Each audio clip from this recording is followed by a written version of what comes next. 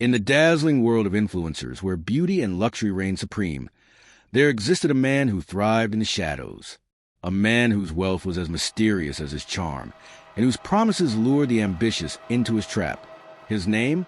Alexander Graves. His crime? A string of disappearances, each victim more beautiful than the last. But what no one realized was that this was just beginning a horror far more sinister than anyone could imagine. The first body was found on a cold December morning in a luxury penthouse suite. Maria Lopez, a rising beauty pageant star, lay sprawled on the floor, her body arranged as if she were a broken doll. A cryptic message, smeared in red lipstick, glared from the mirror. Perfection is fleeting. Her social media, once vibrant and alive, had fallen eerily silent days before.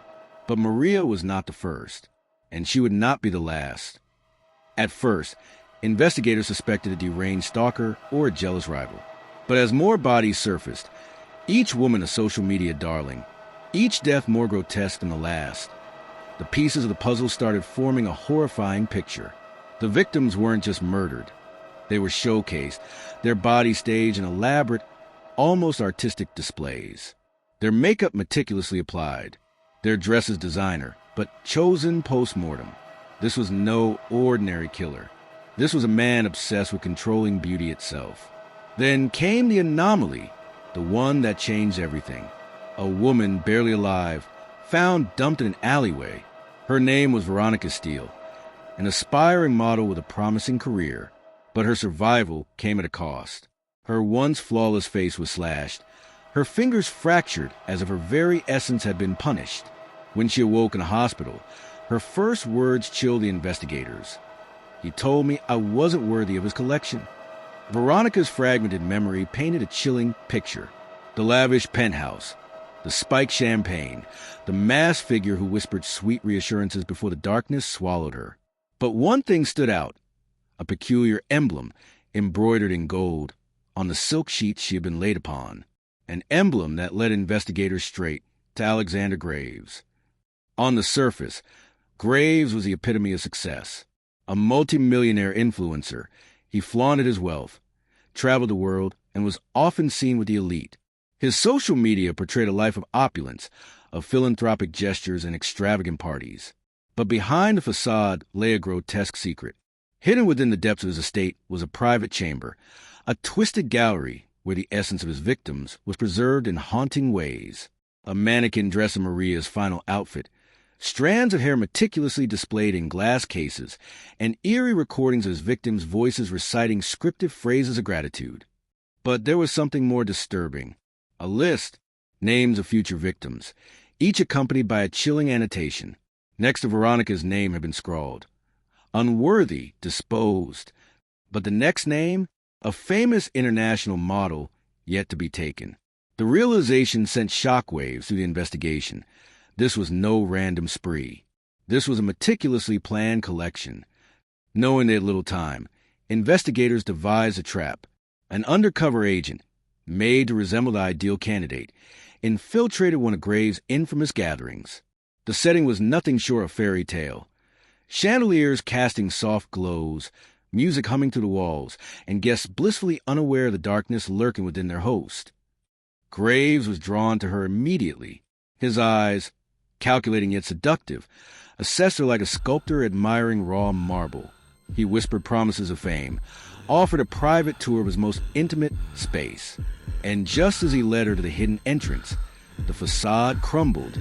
SWAT teams stormed in, the illusion of control shattering as Graves attempted to flee. But he didn't run. Instead, he smiled, a knowing, sinister grin, as if he had been expecting this. The moment the authorities thought they had won, a horrifying discovery surfaced.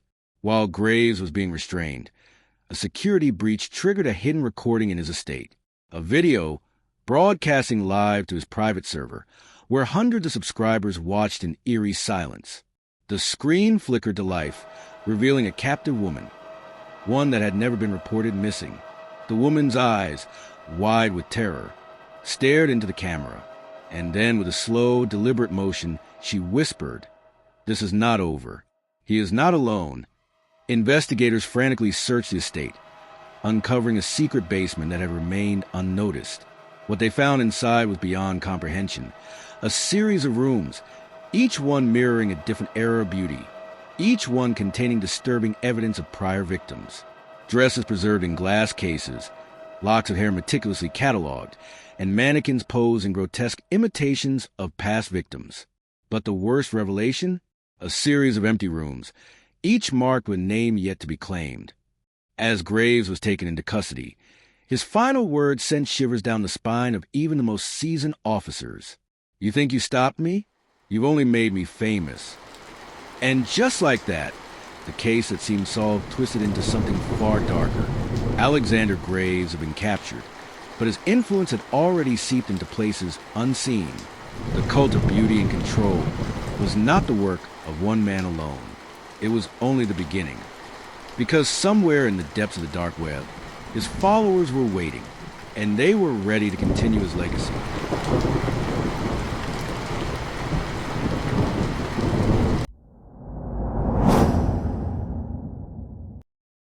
When the world thought the nightmare had ended, the shadows whispered otherwise. Alexander Graves, the man behind the gruesome influencer murders, sat behind bars. But the truth? It was only the beginning, because the horror he created was not his alone. A week after Graves' arrest, investigators continued to comb through his estate, piecing together the remnants of his twisted masterpiece. But as they dug deeper, they unearthed a far more disturbing reality. Graves was not just a lone predator. He had disciples, devoted followers lurking in the darkest corners of the internet, waiting for his command. And that command had already been given. The first sign came in the form of an anonymous video uploaded to a hidden forum. A woman, blindfolded, bound to a chair, her breathing frantic. The camera zoomed in on her tear-streaked face, and then a voice, distorted, unrecognizable, spoke 3 chilling words. For Alexander Graves. The video vanished within minutes, but not before the FBI retrieved an IP trace, leading to an abandoned warehouse on the outskirts of Los Angeles. What they found inside sent shockwaves through the task force. A room lined with digital screens, each displaying different women, beauty influencers, pageant winners, rising social media stars. Their photos defaced with red slashes, dates marked beside their names. It wasn't just a list. It was a schedule. A new hunt had already begun. As authorities scrambled to locate the next potential victim, another horror struck. Olivia Hayes, a top-tier fashion influencer with millions of followers, vanished without a trace. Her last Instagram post? A cryptic message accompanied by a black and white photo of an ornate masquerade mask. The caption read, "Beauty fades, but the chosen remain eternal." Her disappearance sent the media into a frenzy. Reporters speculated copycat killers. The FBI, however, knew better. This wasn't imitation. This was continuation. Someone had picked up where Graves left off, and they were executing his plan to perfection. In a desperate attempt to break the case, investigators turned to the only person who had survived Graves' terror, Veronica Steele. But she was no longer the same woman who had barely escaped with her life. Scarred, both physically and emotionally, Veronica had vanished from the public eye, retreating into a world of isolation. But when the FBI came knocking, she knew this was her chance to fight back. Through fragmented memories and buried trauma, Veronica recalled a critical detail, a name, Lucien, a whisper she had heard as she drifted in and out of consciousness that night. A man Graves had mentioned, a man who, according to Veronica, wasn't just an accomplice. He was the true mastermind, Lucien Devereux, a name that had no digital footprint, no recorded existence.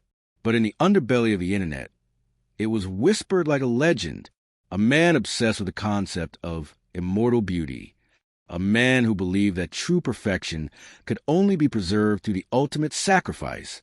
And now he was hunting. With Olivia Hayes missing and another target looming, the FBI had no choice but to set another trap. Using Veronica as bait, they devised a plan, one that would either lure Lucien out or condemn them all to the unknown. The invitation arrived in the dead of night. a black envelope, sealed with a golden emblem, the same symbol found in graves' hidden chambers. An evening of exquisite beauty awaits. Only the most worthy shall enter. The address led to an exclusive high society masquerade event, held in an estate hidden deep within the mountains. This wasn't just a party. This was a selection process. Veronica, adorned in a gown designed to captivate, walked to a grand entrance, her heart pounding beneath the elaborate mask. Around her, men and women mingled, sipping expensive champagne, their laughter laced with an air of eerie detachment. She knew the truth. Many of them were here for something far more sinister than luxury. And then she saw him. Lucien Devereux stood at the center of the room, his presence commanding. Unlike Graves, there was nothing ostentatious about him. His beauty was unsettlingly perfect, his demeanor hauntingly composed. He was a predator who didn't need to chase. His prey came to him willingly. And in that moment, Veronica realized he knew exactly who she was. The music swelled as Lucien extended his hand. She hesitated, then took it. The dance that followed was slow, deliberate, a silent game of cat and mouse, where only one would emerge unscathed. "You don't belong here," he murmured against her ear. "But you already knew that." Before she could respond, the lights flickered. A woman's scream pierced the air. Chaos erupted. Agents stormed the estate. But Lucien was prepared. Hidden corridors, underground tunnels. He had built his empire in the shadows, and now he was disappearing into them. Veronica, desperate to find answers, fought through the panic, stumbling into a hidden room beyond the ballroom. What she found shattered her. A row of mannequins, each one dressed in the final outfits of women who had vanished, their faces eerily reconstructed through a grotesque blend of wax and preserved remains. And at the very end of the row, an empty pedestal, her name engraved upon it. The message was clear. She had never been bait. She had always been the next masterpiece. As the mansion burned behind them, as Lucien vanished into the abyss, Veronica and the agent stood in the wreckage of yet another unfinished nightmare. But this time, she wasn't just a survivor. She was a hunter now, and she would stop at nothing to bring him down. Stay tuned for part 2. The game has changed, and the darkest truth is yet to come. Subscribe to Whispers of Crime so you don't miss the chilling conclusion to this terrifying saga.